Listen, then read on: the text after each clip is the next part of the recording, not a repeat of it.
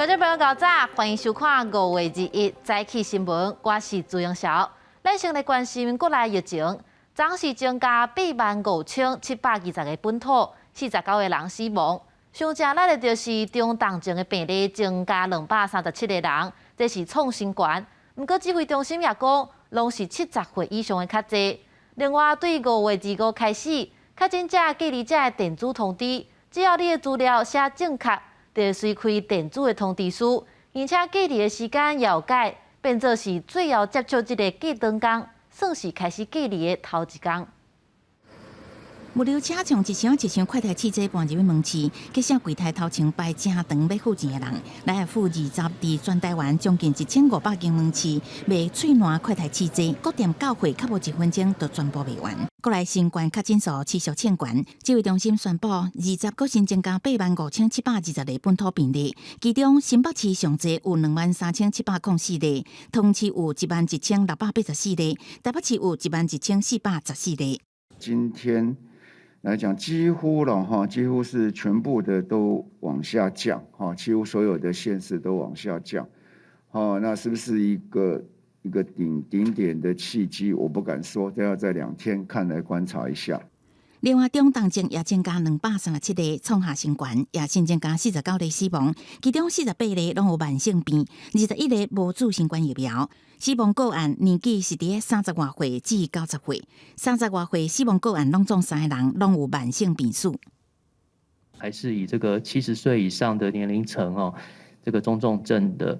个案数以及发生中重症的这个比例都还是算较高的这个族群像在70多岁的这个年龄层的话，中重症的比例是占1.3%，到80多岁就升到4.7%，90多岁就变成是10.5%。到底确诊数第一时间来欠悬的同时，防疫系统转大塞车，民众也真不满。对这代志，行政院政务委员唐凤也亲身对外说明。确诊个案管理系统是现在我们的卫生局所的同仁直接可以在上面看到自主回报系统的所有的这个状况，这个是个案管理的部分。那最后呢，在数位证明的部分，一个接触者隔离的查询的证明的系统会在下个星期3上线。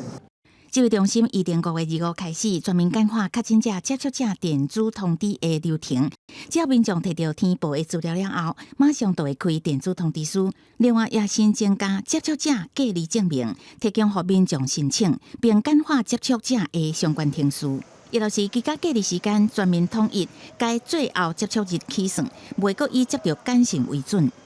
联合问过，可能花个10秒钟，但是后续就会让整体的行动会快很多。关口还是最重要，就是那一支联络电话，只要那支电话正确，就我希望它能够在5个钟头内就要能够完成。另外，庄卡原乡离岛确诊病例增加，指挥官陈时中也答应，除了会加发庄卡所在快递汽车，也会伫1-2天内，甲庄卡所在居民纳入快递阳性，就当作确诊的适用对象。若是非随儿童疫苗，也伫后礼拜2、24配发到各地卫生局，伫时候内愈紧做愈好。记者综合报道。即摆若准6天确诊，7天隔离煞，又搁快递阳性，到底会使转去上班无？劳动部表示，目前无规定讲解除隔离一定爱快递，所以头家袂使唔互员工转去上班。毋过6天也会当请假，而且确诊者居家隔离的民众，通知书若是较慢收到，也会当伫请假结束的30天内补证明就会使。台中进前传出一名物理治疗师确诊隔离7天基本快递也是阳性，个别病院要求转去工作，引起争议。确诊者该隔离了后，那快递阳性是不是适合转去上班？民众拢在议论。很多人家里面有小孩有老长辈，你就会担心比较多。如果可以不要在这个高峰期再混在一起，会比较好一点。就这样规定的话，那我们也不能说什么。如果还是阳性的话，那他如果想要回来上课或上班的话，我自己会觉得是不太好。如果被别人知道的话，应该是不太好的。指挥中心表示，确诊者经过7天隔离，传染力已经降低真侪，就算出外活动也未造成传染风险，所以无禁止转去工作。劳动部强调，目前无规定该隔离了后就爱快递，雇主免拒绝劳工重回职场。劳工若疑虑用请病假、事假或者是特休，或者是协商是不是用居家办公。筛出的是阳性的话，他有疑虑，他想要就是说请假，那他就可以请像普通伤病假或者是事假啊、特别休假都可以。那雇主呢，不能够因为劳工快筛阳性，而是拒绝他来工作，或者是强迫他请假。另外，疫情严重，卫生单位正无形，真侪居照顾家民众反映，一直无收到隔离通知书如何请假呢？劳动部一站通函表示，劳工请假时阵，若无收到隔离通知书，应先用健保快易通 App， 或者是数位健康证明阳性检测结果作为证明。如果相关的这个资讯还不够明确的话，那么劳动部在今天已经下达最新的一个通函。那么，让我们的劳工朋友最晚可以在请假结束后的30日内，向雇主来补提供隔离通知书就可以了。劳动部解释，因为卫生单位处理旧安保法需要时间，第一沓通函下达进前，还未收到隔离通知书的民众，共款应伫20了后30天内，也就是6月19进前提供证明互雇主就使。记者综合报道。指挥中心有推出一个健康益友 App， 就是提供予民众会使时时看病。不过，说出真侪问题，除了系统常常各样卡条咧，卫生讲这个 App 爱先前一天预约较麻烦，用赖颠倒是较方便。所以你是要做通报吗？对，因为我预约的时候，它上面是写快筛阳性通报。哦，这样哦。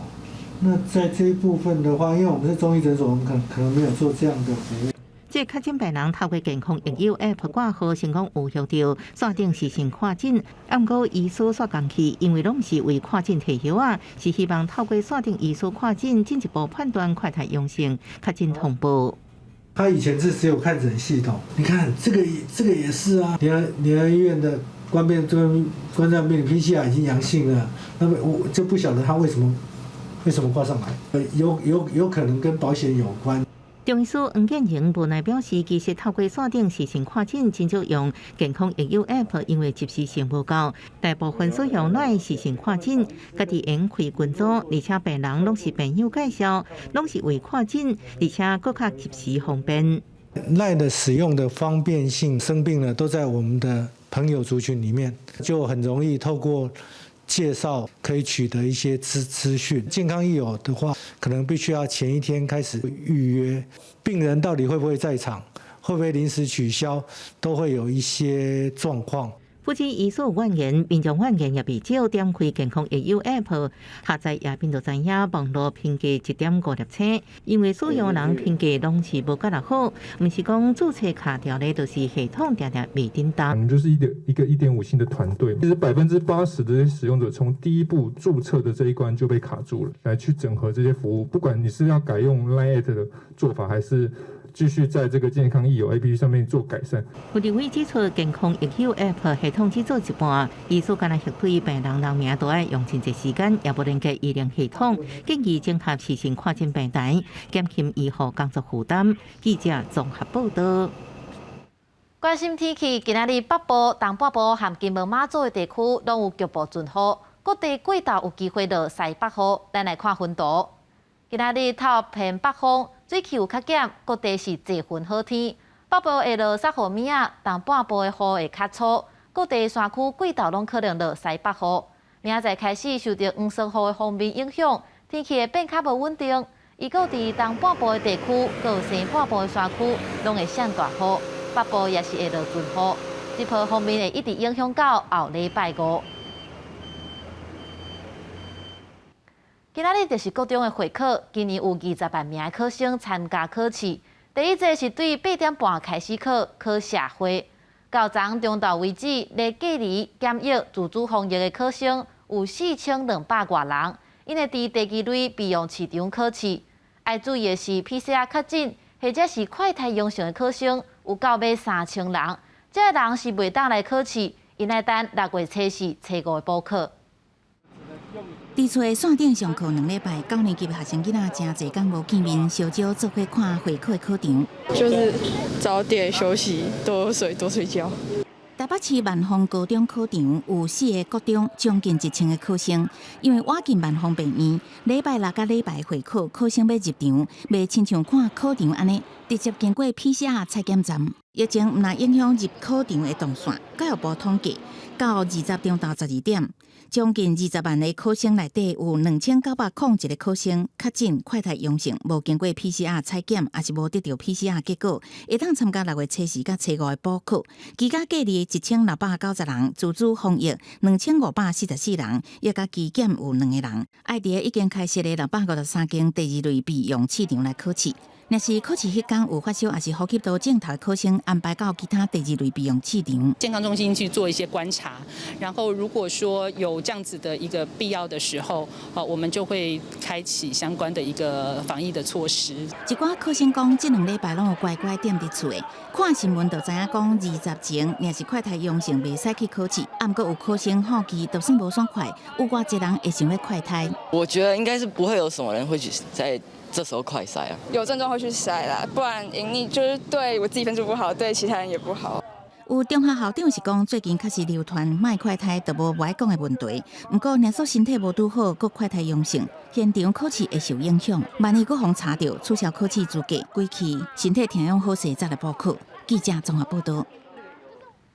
真济县市对5月23到29，高中以下佮幼稚园全部拢改做线顶上课。不过，云林县长张丽仙，伊本地是伫面册表示讲无要线顶上课，结果伊就引起家长的抗议。饭店过后就随改做全部拢线顶上课。另外，国教署也表示，国立的高中职敢会配合地方的防疫来停课，这学校是会当家己决定的。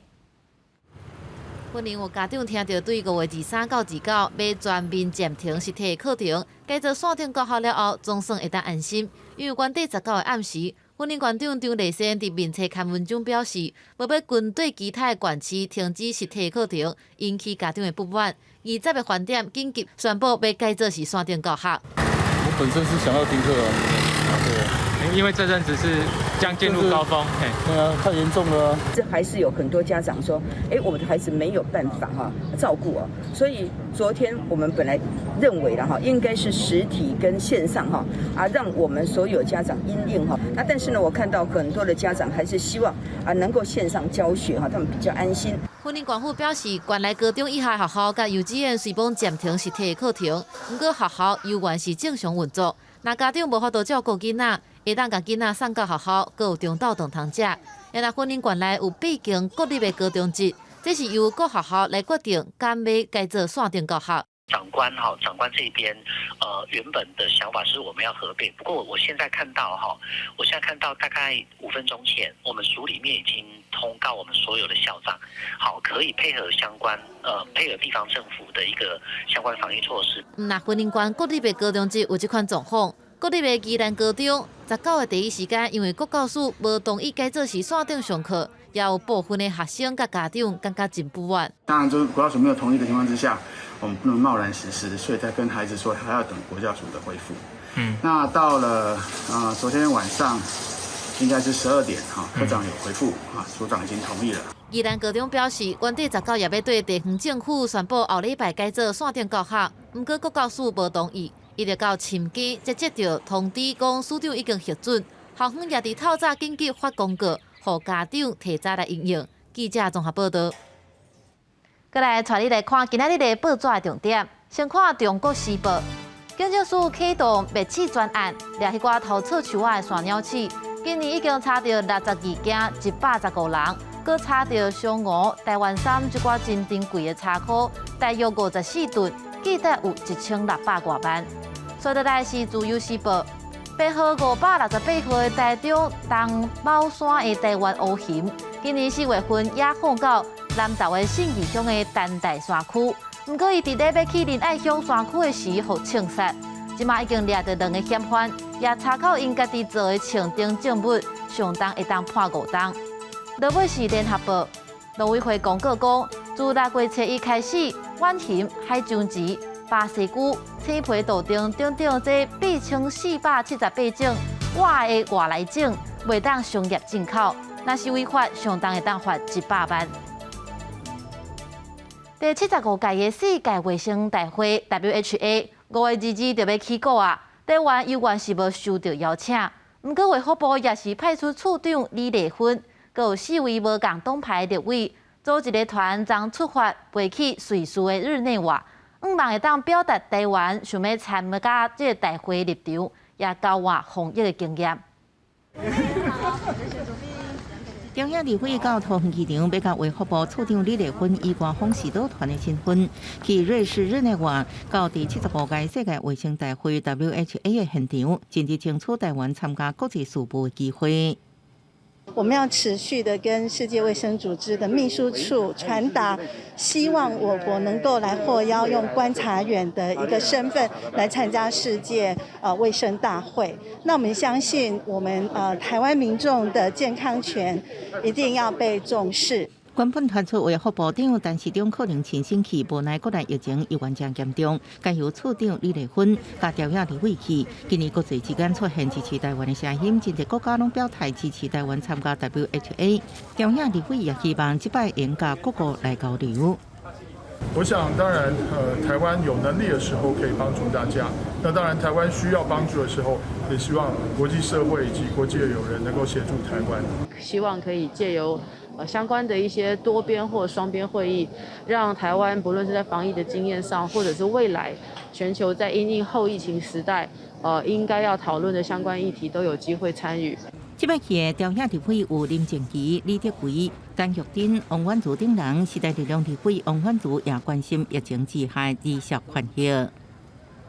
包括我们看到台湾其实长期停课啊，或者是说长期使用网络的教学，又或者是长期待在家里面的心理压力的部分，其实我觉得都很需要来跟各国交流。即马台湾由来登台 WHA 邀请批，宣达团安顺伫荷兰阿姆斯特丹转机，过去日内瓦，希望继续展现台湾争取参加 WHA 的决心。记者综合报道。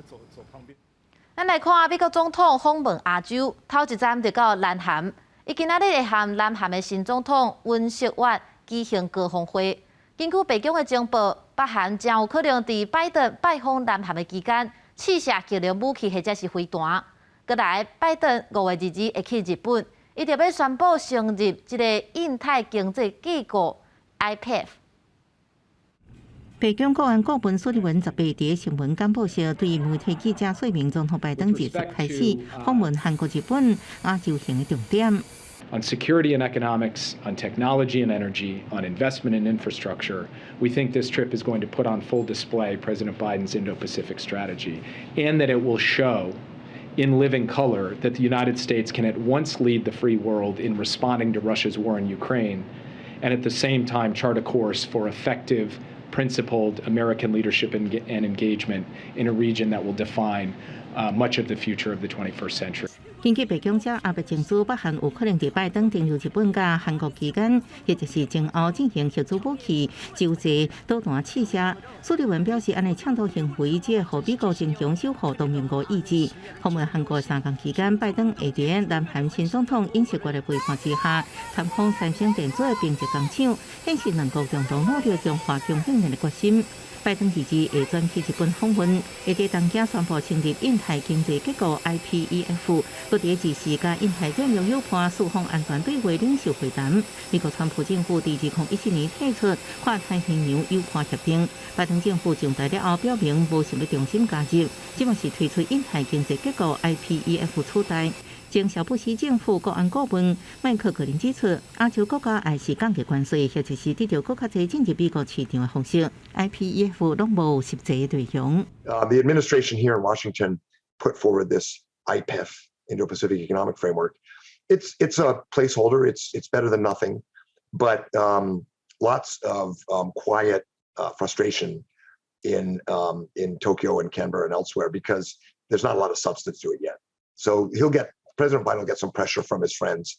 to do more on trade, more on economics. 对中国警告美方要拍台湾牌，一定将局势影响危险经济广泛。苏联文日空军1号飞行随行媒体时阵表示，美方相信中国咧透过伫台湾甲大海周边的倡导性军事活动，升悬紧张局势。不过也可表示，美国对台政策无变，美方支持伫美中三公布台湾关系法甲对台6项保证的一种政策。美方维持对支持台海和平稳定承诺，确保袂有任何一方面单方面改变现状。公司新闻王慧文报道。咱的蔡英文总统已经上任6冬啊，尤其即马发生罗西亚拍乌克兰的战争，众人也真关心台海的局势。有民间的协会就公布一份对蔡总统支持度的民意调查，每一半的民众对蔡总统的两华政策是真满意，而且调查也显示讲，若是发生战争，愿意守护家园的台湾人也超过60%。总统蔡英文就接班6周年，拄着国内疫情真严重，甲俄罗斯以及乌克兰开战，国家也真关心台海两岸情势。根据中华亚太精英交流协会所公布的蔡英文总统就职6周年的满意度民意调查结果，近50%民众满意蔡总统两岸政策的论述。学者分析，蔡总统无第二任摆卡的问题。另外有6%民众认为，俄罗斯甲乌克兰战争爆发了后，中共会趁机会入侵台湾，有76.3%人是认为袂。台湾的民意已经呈现比较稳定的，这个稳定是相对于过去的其他参考民调，譬如说这个判断中共会不会对台发动战争啊，大概是70%认为不会。比较难能可贵的是，执政到现在6年了哈，没有所谓的跛脚的问题。林廷辉也进一步表示，有近70%民众支持两岸在疫情稳定的前提下开放来交流，显示民众自信心无互中共军机直接来侵略恐吓。另外，民调显示，民众保卫国家意愿超过60%，甲乌克兰民众参战的意志是差不多。国人对于这个中国对台的一些假讯息的一个操作上，其实已经有慢慢可以辨识。国人对这样的一个判断，其实慢慢自信心，或者是对自己的国防的认同，或者对自己国家认同，其实有在逐渐在提升。根据民意调查显示，49.7%民众认为中共对台认知足真严重，29.1%民众是认为无严重。学者提醒，无同议题民众支持甲无支持的比例拢算悬，爱注意民意看法无同款。这也是蔡总统刷来2年的任期爱面对的挑战。记者综合报道。高雄市今年本土语言毕业歌曲创作比赛，台林国中的青春梦一阵风。摕到各中台语组的冠军，写这条歌的人就是学校的英文老师宋怡静。伊连续3档拢参加比赛，摕到2摆的冠军。伊也毋茫讲，伊做的台语毕业歌会当一直流传落去。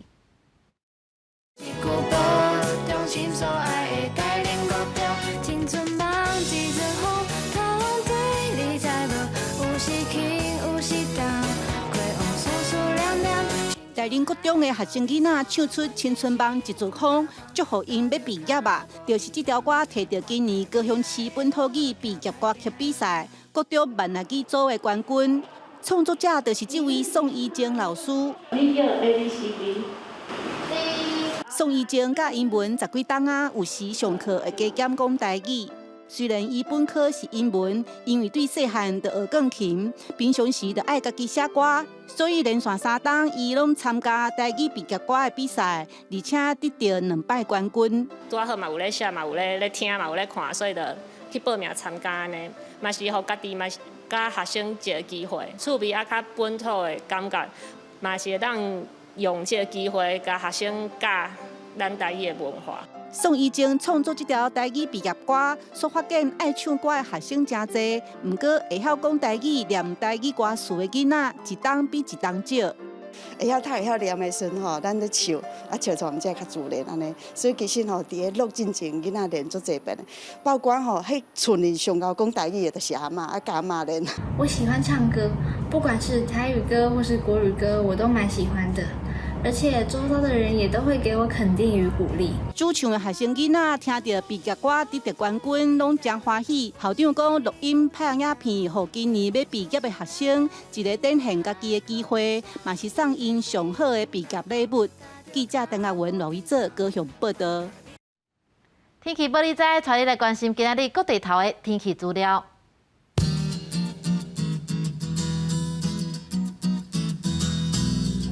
北部地区是21度到26度，中部地区是21度到30度，